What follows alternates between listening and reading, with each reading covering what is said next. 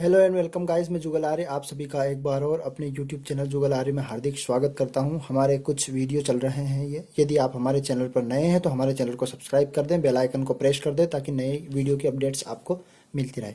आप सभी के सामने मैं कुछ प्रीवियस ईयर का पेपर लेकर आया हूं, जो कि कक्षा 10वीं का मैथ्स का प्रीवियस ईयर का पेपर चल रहा है, जिसमें मैंने पहले के कुछ 11 प्रश्न तक 10 प्रश्न तक कवर कर लिए हैं। आज हम प्रश्न क्रमांक इसका 11वां कवर करने वाले हैं और उस प्रश्न क्रमांक 11वें को इस पार्ट नंबर हमारा तीसरा है, इस वीडियो को मैं प्रोवाइड कर रहा हूं। इसी प्रकार से आपको पुराने वीडियो देखने हैं या इसी प्रकार से प्रीवियस ईयर पेपर के वीडियो आपको देखने हैं तो हमारे चैनल को सब्सक्राइब करना ना भूलें, बेल आइकन को प्रेस कर दें ताकि नई वीडियो के अपडेट्स आपको मिलती रहे। साथियों, मैं आप सभी का ज़्यादा समय ना लेते हुए मैं आप सभी के सामने प्रश्न क्रमांक 11वां पढ़ देता हूं। इस प्रश्न क्रमांक 11वें में लिखा हुआ है साइन ए बराबर, हमारा ये जो 11वां प्रश्न है इसमें लिखा हुआ है साइन ए बराबर 3/4 लिखा हुआ है को हो तो कोस और टेन ए का मान परिकलित कीजिए। अब इसके और वाला भी हम हल करेंगे, पहले इसको सॉल्व कर देते हैं। तो सबसे पहले जब भी हम प्रश्न को हल करते हैं तो प्रश्न क्रमांक डाल के उसका दिया है लिख देते हैं। तो हमने जो कि आपके सामने रख दिया है करके लिख दिया है, प्रश्न क्रमांक 11वां दिया है। अब इस प्रश्न को मैं आगे बढ़ाता हूं, इसके लिए हमें एक डायग्राम बनाना पड़ेगा। इस डायग्राम के लिए हम आपको बता देते हैं, लंब कर्ण और आधार के बारे में थोड़ा सा समझा देते हैं। तो हमारा लंब कर्ण और आधार देखते हैं हम, तो क्या बनता है। सबसे पहले एक डायग्राम हमें ए पे ज्ञात करना है, तो इसमें स्पेशल में ऐसा तो बोला नहीं है कि अपना समकोण ये है। सबसे पहले मैं लिख देता हूं इसका एक डायग्राम, इस डायग्रामेटिकल समझते हैं। अब यदि हमें ए कोण ज्ञात करना है तो ए यहाँ पर मैं रख देता हूं कोण ए, और इसको समकोण बी मान लेता हूं, और सी, और समकोण के सामने की भुजा को हम कर्ण बोलते हैं। अब हमारे पास साइन का मान दिया है, साइन 3/4। तो हम ये जानते हैं कि लाल बटा कक्का एक थ्योरम होती है, एक हमारा याद होना चाहिए आप सभी को, फिर भी मैं आपको समझा देता हूँ। एल ए एल, और यहाँ पर लिख देता हूँ के ए। तो एल का मतलब लंब, ए का मतलब आधार, और एल का मतलब लंब, और के का मतलब कर्ण। तो पहला वाला जो मान होता है ये साइन होता है, दूसरा वाला होता है आपका कॉस, और तीसरा वाला जो मान होता है वो आपका टेन होता है।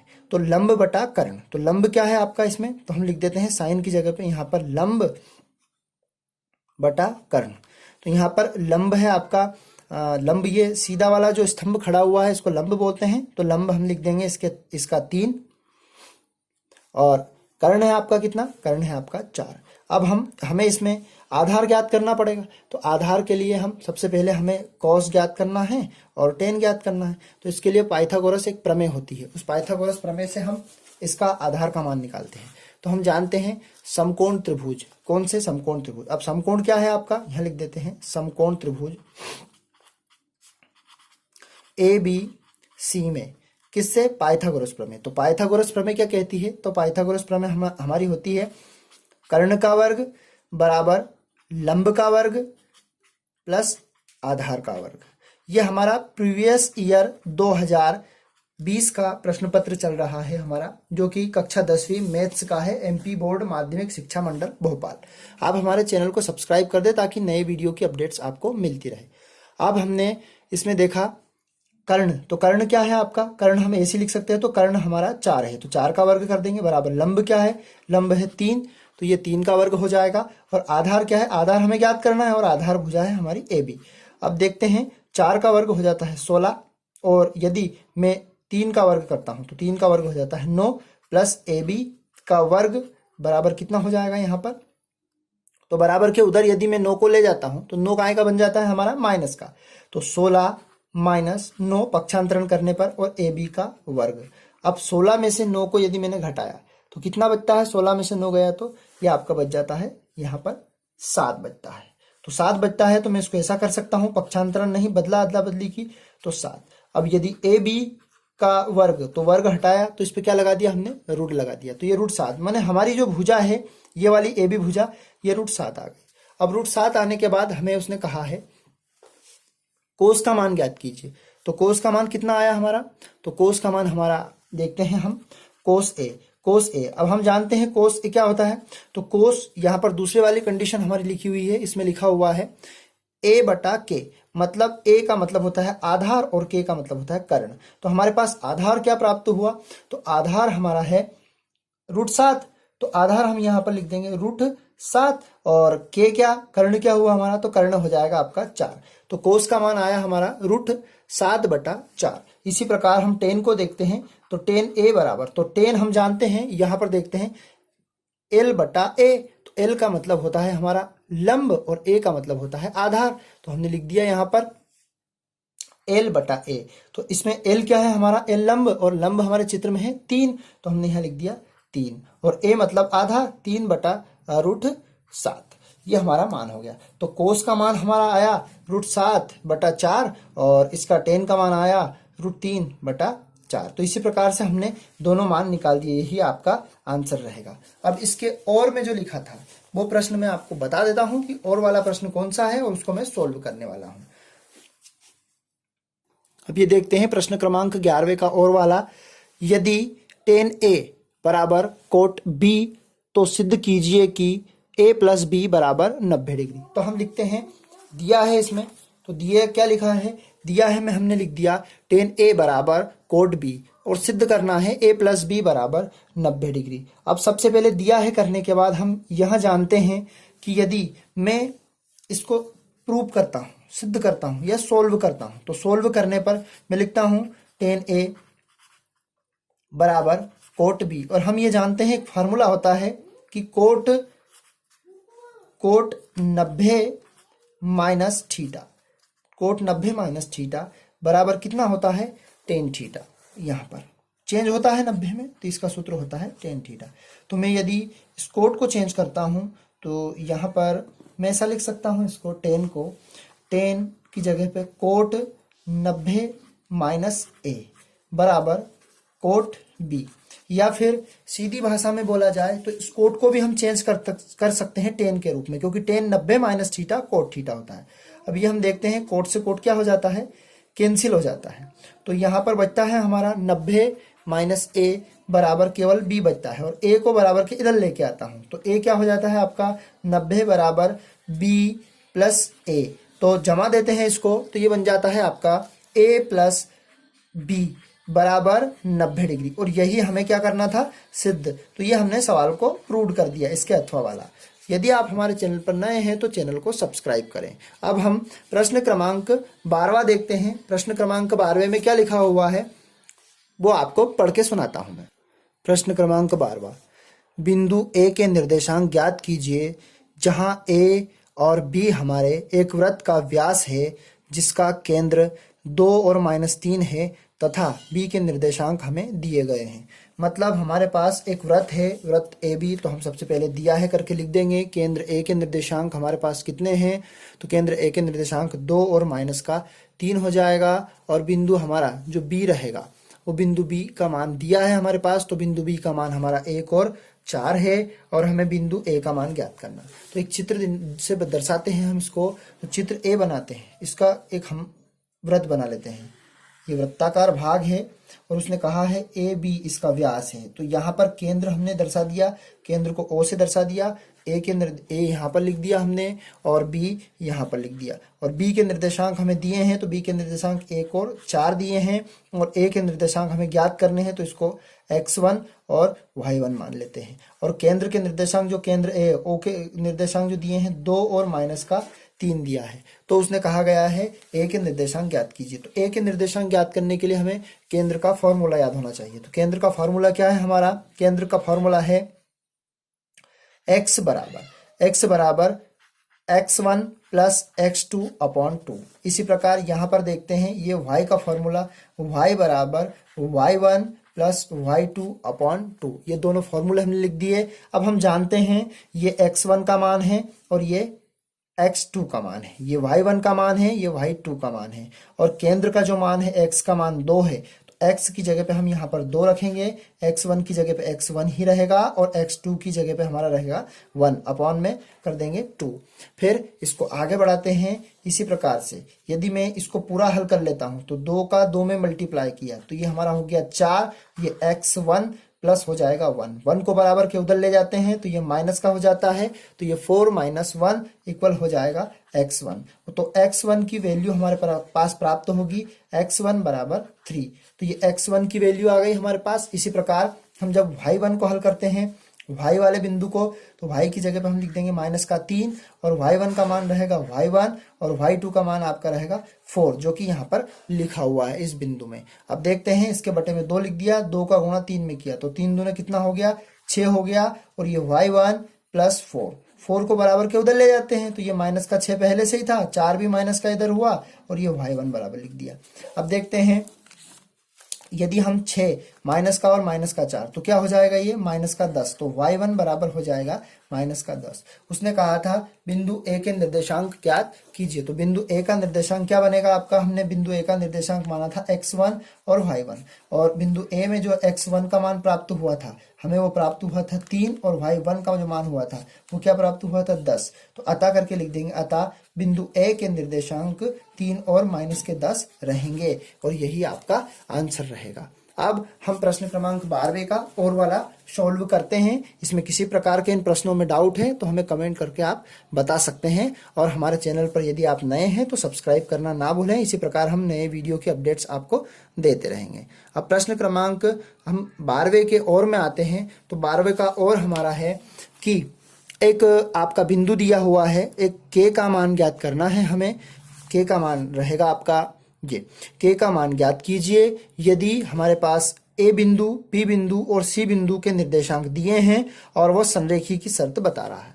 तो हम क्षेत्रफल के सूत्र से इसको ज्ञात करते हैं। तो सबसे पहले हम इसके बिंदु लिख देंगे, तो दिया है करके, और के का मान हम ज्ञात कर लेंगे और क्षेत्रफल का फार्मूला लगा देंगे। तो वो देखें दोस्तों ध्यान से। तो अब हमने प्रश्न क्रमांक 12वें का अथवा लिख दिया है। सबसे पहले जब हम सवाल सोल्व करते हैं तो दिया है करके लिखते हैं। तो दिया है बिंदु ए बराबर 8 और 1, बिंदु बी बराबर के और -4, और सी बराबर 2 और -5। तब प्रश्न में उसने कहा है संरेखी है तो के का मान ज्ञात कीजिए। तो हम क्षेत्रफल वाले फार्मूले से देखते हैं। क्षेत्रफल हम देखते हैं, त्रिभुज का डायग्राम टाइप बना दिया हमने, ए बी सी का क्षेत्रफल। तो त्रिभुज ए बी सी का क्षेत्रफल लिख के एक फॉर्मूला लिखता हूं मैं। आपको सभी को फॉर्मूले लिखने का तरीका भी बता देता हूं कि फॉर्मूला कैसे लिखना है। तो फॉर्मूले में सबसे पहले हम लिख लेते हैं यहाँ पर x1, फिर एक कोष्टक लगा देते हैं, इसी प्रकार बीच में प्लस लगा देते हैं, फिर यहाँ पर लिख देते हैं x2, फिर कोष्टक लगा दिया, फिर इसको बंद कर दिया, फिर प्लस कर दिया, फिर लिख दिया हमने x3, फिर कोष्टक लगा दिया, बंद कर दिया। अब हम इसको सूत्र को आगे बढ़ाने से पहले यहाँ पर जब हमने x1 ले लिया तो x1 को छोड़ने के बाद हम यहाँ लिख लेते हैं इसको y2। तो यहाँ 2 और बचा क्या आपका 3, तो यहाँ -3 कर दिया। फिर इसके बाद 2 ले लिया था और 2 और 3 यहाँ पर हो गया, तो 2 के बाद क्या था 3, तो यहाँ पर हो जाएगा y3 माइनस y1। फिर यहाँ पर हमने 3 ले लिया था तो 3 के बाद क्या था 1, तो यहाँ लिख देंगे y1 माइनस y2। तो ये आपका क्षेत्रफल का फार्मूला बन गया। अब इस क्षेत्रफल के फार्मूले में मान को पुट कर देते हैं। तो पहला वाला मान जो देखते हैं ये x1 का मान होता है, दूसरा वाला मान y1 का बन जाता है। फिर पहला वाला मान ये यहाँ पर दूसरे बिंदु में x2 y2 हो जाता है, फिर ये x3 और ये y3 हो जाता है। तो ये ऐसे कैसे मान उठा के हम इस फॉर्मूले में पुट कर देंगे। अब मान पुट करेंगे तो सबसे पहले हम देखते हैं कि इसने प्रश्न में ऐसा बोला है दिए गए बिंदु समरेखी है। तो समरेखी का मतलब प्रश्नानुसार ये होता है कि त्रिभुज जो ए बी सी का क्षेत्रफल होता है वो 0 के बराबर होता है। तो 0 के बराबर मतलब ये यहाँ पर 0 लिख दिया हमने, ABC का क्षेत्रफल बराबर, और बराबर में करके हम लिख देंगे 1/2। x1 का मान यहाँ पर है 8, तो हम यहाँ पर x1 का मान लिख देंगे। फिर इसी प्रकार y2 का मान देखते हैं, तो y2 का मान क्या हो जाएगा आपका -4 हो जाएगा। फिर आगे देखते हैं y3, तो y3 कहाँ यहाँ पर लिखा हुआ -5, तो यहाँ पर माइनस पहले से सूत्र का था, और कोष्टक के अंदर हम देखते हैं मझला कोष्टक इसको लगा देते, छोटा कोष्टक, ये -5, ये -5 हमने कोष्टक में लिख दिया और इस प्रकार से कोष्टक बंद कर दिया। प्लस x2 का मान, तो x2 का मान क्या दिख रहा है हमें k, तो यहाँ पर हम लिख देंगे k। y3 का मान कितना है, तो y3 का मान है हमारा -5, जो कि यहाँ पर लिखा हुआ है आपका।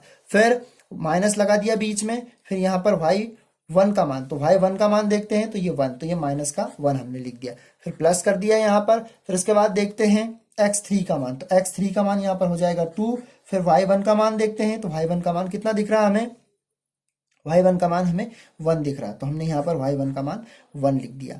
फिर बीच में लगा दिया माइनस का निशान, y2 का मान क्या है -4, तो ये माइनस का पहले से सूत्र का है और ये -4 इसमें दिया गया है।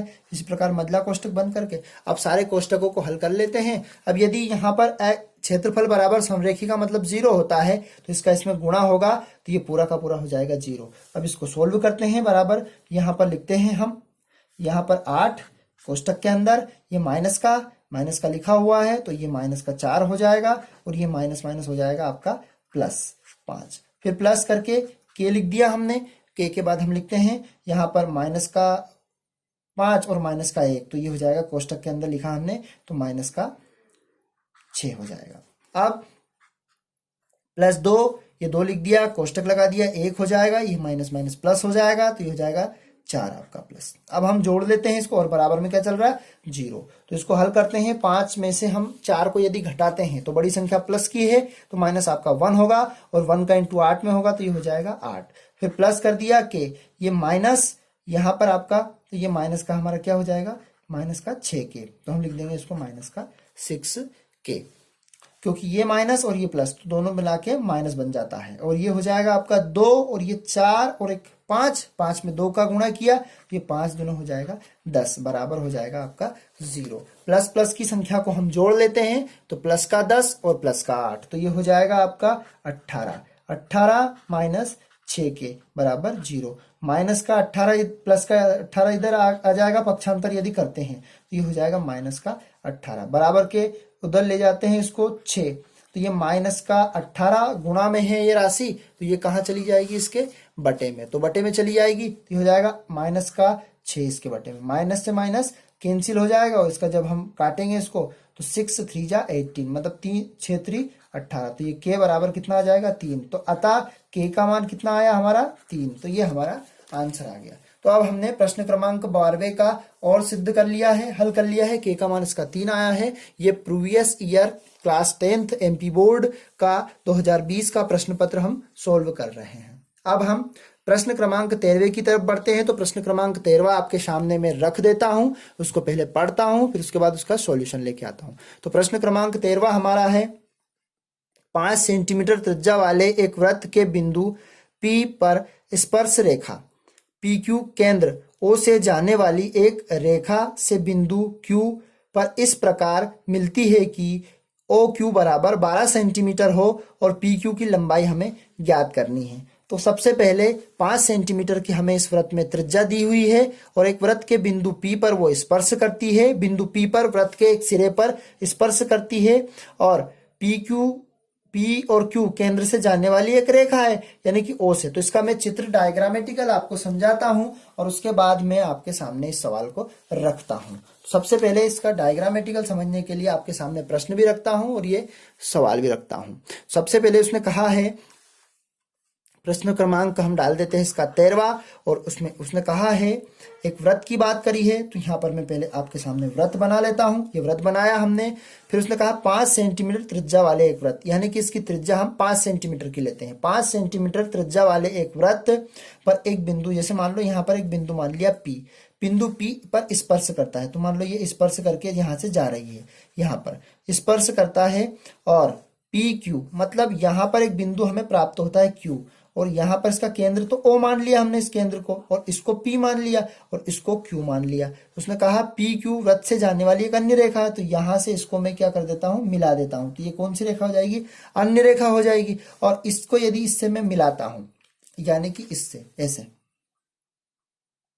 तो यहाँ पर ये लंब डाला हो जाएगा इस पे, तो लंब डालते हैं तो ये यहाँ पर 90 डिग्री का कोण बनता है। अब PQ है तो ये इसने रेखा के बताई है कि कौन सी रेखा दी है जाती है।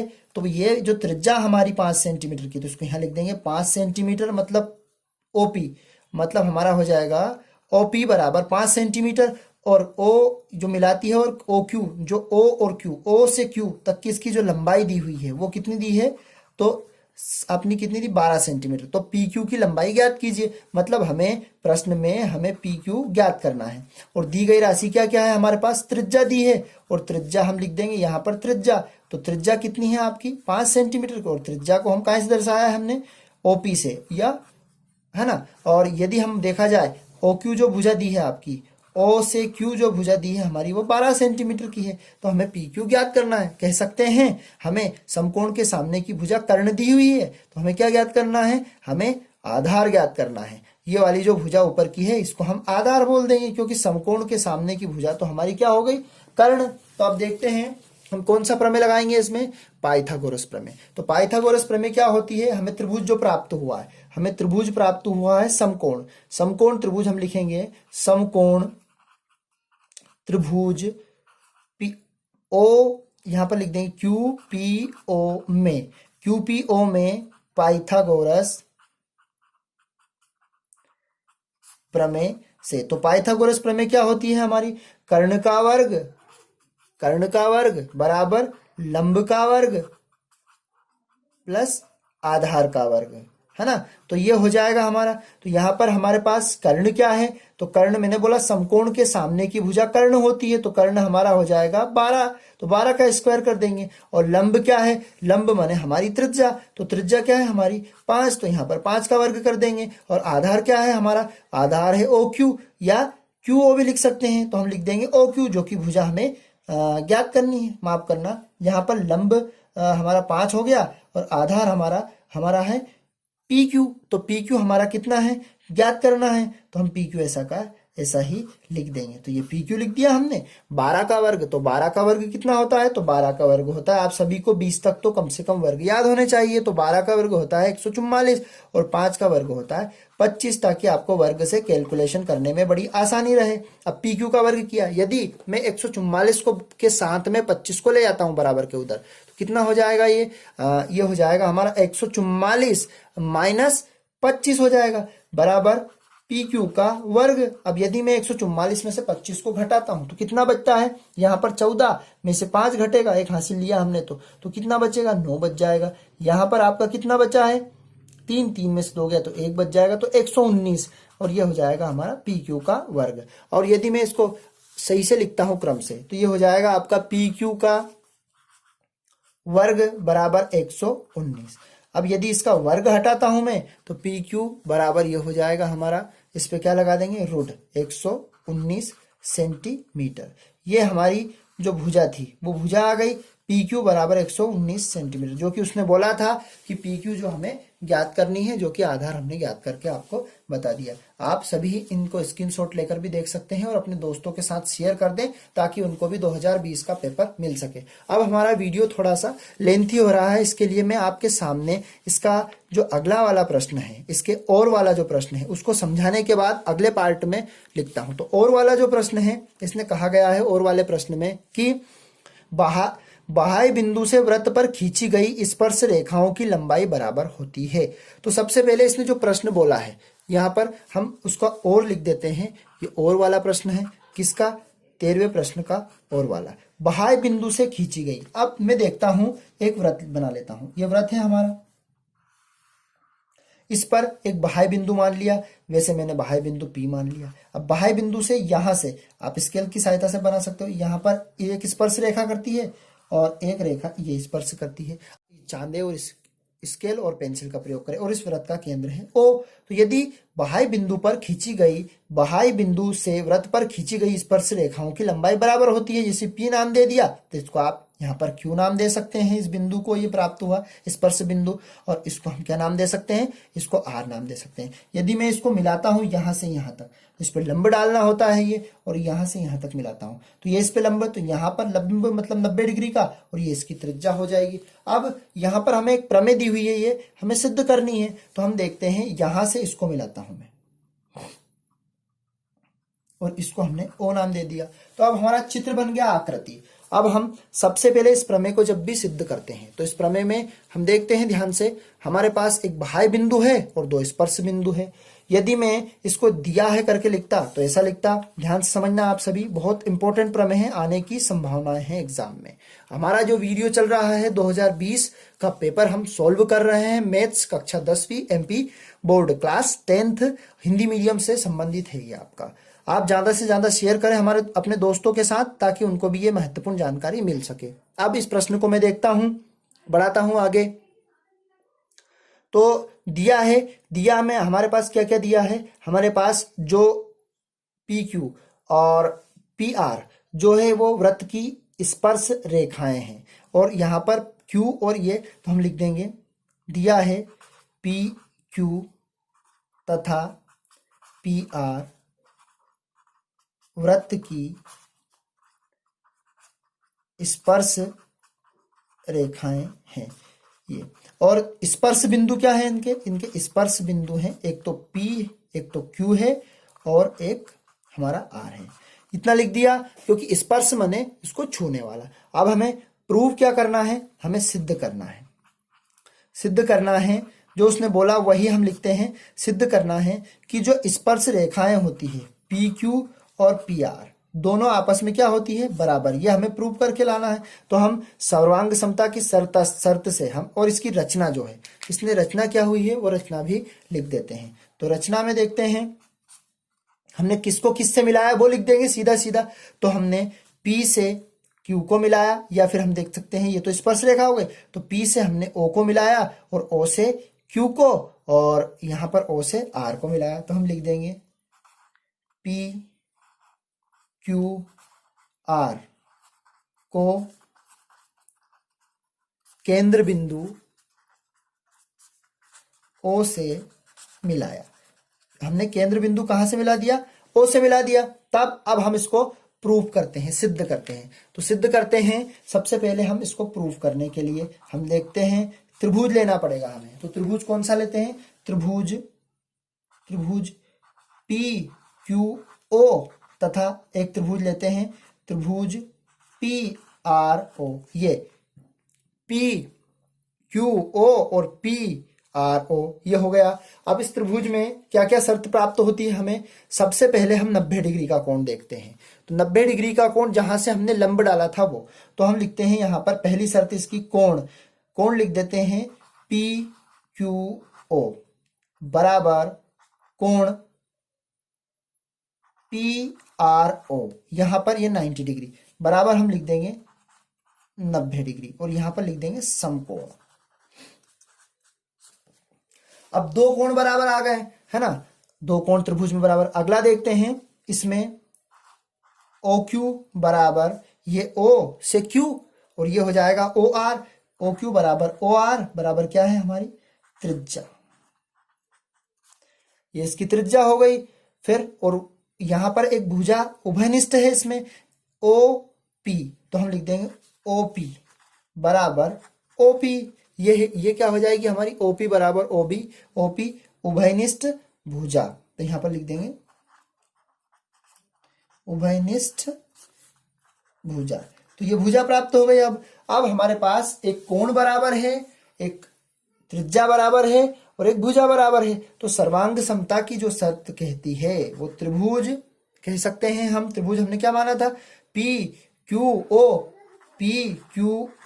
बराबर सर्वांग सम है त्रिभुज PRO के।